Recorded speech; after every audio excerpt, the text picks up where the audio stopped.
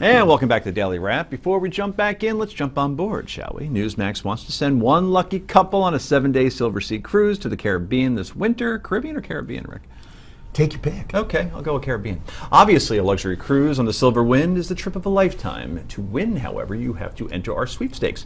Visit newsmax.com/sweepstakes to enter. That's newsmax.com/sweepstakes. All right. Usually, this is the part of the show we go around the table, share our favorite stories of the day, but instead, we're going to talk about the anti-ISIS Syrian training program, which is a whole bunch of fun. The $500 million program was supposed to train about 5,400 Syrians, 5,400 Syrians in the U.S. annually to fight ISIS, 3,000 of which were supposed to be ready by the end of this year. So, how we doing?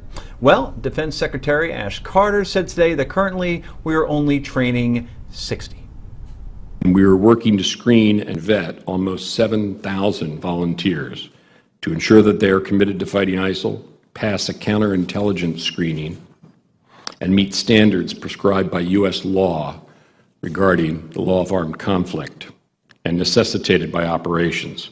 As of July 3rd, we are currently training about 60 fighters. This number is much smaller than we'd hoped for at this point, partly because of the vetting standards I just described. Yep, so I just did the math, and we are 5,340 short, and according to Rick Unger, they're not even trained, they're just candidates to be trained. Yeah, that's my understanding. You know, I might be wrong hearing what the Secretary just said, but this is not going the way it was supposed to, folks. You know, what's a shame is if you listen to the President's speech yesterday, he made a very good point, and nobody cares. The point he made was this is going to be a long-term fight, and it is about winning the hearts and minds ideologically of those who would go in the ISIS direction. But you know what? When you have an immediate problem and you're failing so badly in overcoming the current batch who want to kill us, you're not going to really get through when you start talking about the more esoteric point, although it's important, of making sure the next generation doesn't follow them. We have got to turn this around. It is not good. Joe, you surprised by this at all? Well, I don't know what kind of bright side there's to look at that. You know, maybe these 60 guys that submitted for this, or maybe they're like ninjas. maybe they're like really good at it, so they're going for quality. I think they just passed quantity. the physical.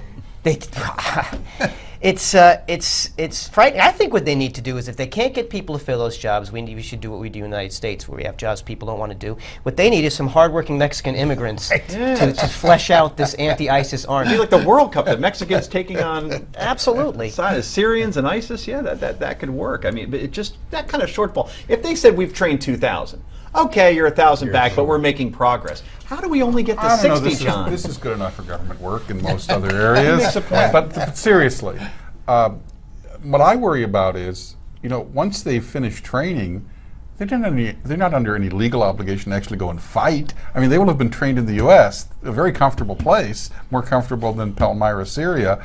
I wonder how many are actually going to go. Well, they're going to go to Texas when the government attacks Texas to take it over. So we're going to send them. This once again just shows the complete and utter disaster of our foreign policy.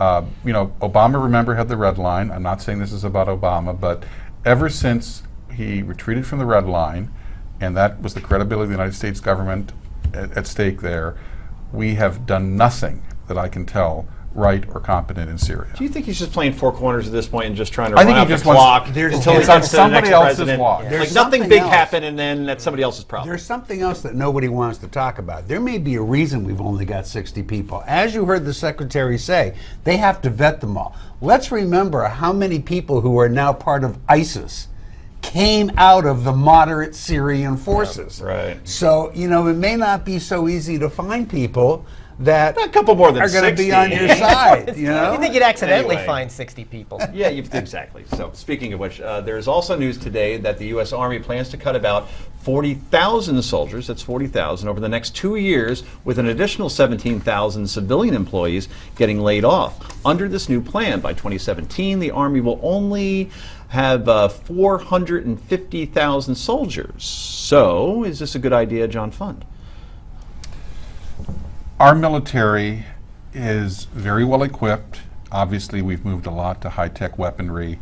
I think we're going to have to make a decision in the next 5 to 10 years as our debt piles up and spending continues to go out of control and entitlements, we're going to have to make a decision. Do we maintain the network of bases and a quasi-empire around the world to protect our interests, or do we scale it back and develop strike forces that can develop and fight specific threats to our sovereignty? I think ultimately we're going to have a smaller military because we're going to have a smaller footprint worldwide. Quick answer on this one. So what John's saying is, would you pull troops out of 48th parallel Korea, Germany? Where do we Yes. really need troops there at this I point? don't think we do, but I just want to quickly add that if this is troubling you, keep in mind that you might want to talk to your Republican congressman, because if sequester kicks in again, you're going to lose a whole bunch more. Okay. And on that note, we leave it there. Joe, your favorite part of the show is coming up next. I know this. This is called Yay or Nay. That's next. This is the Daily Wrap.